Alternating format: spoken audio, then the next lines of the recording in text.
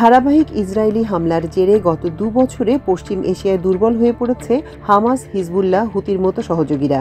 এই আবহে ইরানের 3 পরমাণু ঘাঁটিতে মার্কিন বিমান বাহিনীর অপারেশন মিডনাইট হ্যামারের জবাব দিতে আয়াতুল্লাহ আলী খামেনির বাহিনী আরও 2টি সশস্ত্র সংগঠনের উপর ভরসা করতে পারেন বলে মনে করছেন সামরিক পর্যবেক্ষকদের অনেকে। ইরাকে সক্রিয় ইরানপন্থী সশস্ত্র গোষ্ঠী পপুলার মোবিলাইজেশন ফোর্স বা এমপিএফ এবং ইরান ফৌজের এলিট বাহিনী ইসলামিক রেভলিউশনারি গার্ডের প্রত্যক্ষ তত্ত্বাবধানে গঠিত কাতিব হিজবুল্লাহ আগামী দিনে পশ্চিম এশিয়ার মার্কিন সেনাঘাঁটিতে হামলা চালাতে পারে বলে প্রকাশিত কয়েকটি প্রতিবেদনে দাবি করা হয়েছে। 2টি সংগঠনই ইরাক কেন্দ্রিক। ইরান ইরাক সীমান্তবর্তী এলাকায় এমপিএফ যথেষ্ট সক্রিয়।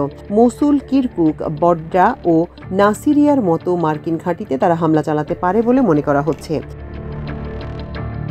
ঘটনাচক্রে ইরান ইসরায়েল যুদ্ধের আবহে গত শনিবার ইরাকের মার্কিন সামরিক ঘাঁটিতে হামলার হুঁশিয়ারি দিয়েছিল কাতিব হিজবুল্লাহ। প্রসঙ্গত, গত 2 বছরে উপসাগরীয় অঞ্চলে তেল আবিবের বিরুদ্ধে তেহরানের যৌথ প্রতিরোধমূলক কর্মসূচি বা সামরিক পরিভাষায় অ্যাক্সেস অফ রেজিস্ট্যান্স অনেকটাই নড়বড়ে হয়ে পড়ে।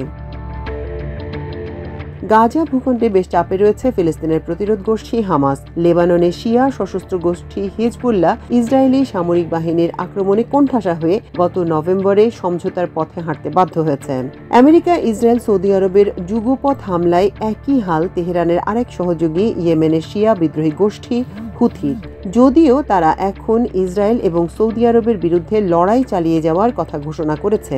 এমনকি মার্কিন রণতরীর হামলার হুমকিও দিয়েছে তারা। মাল্টিমিডিয়া ডেস্ক, আমার দেশ।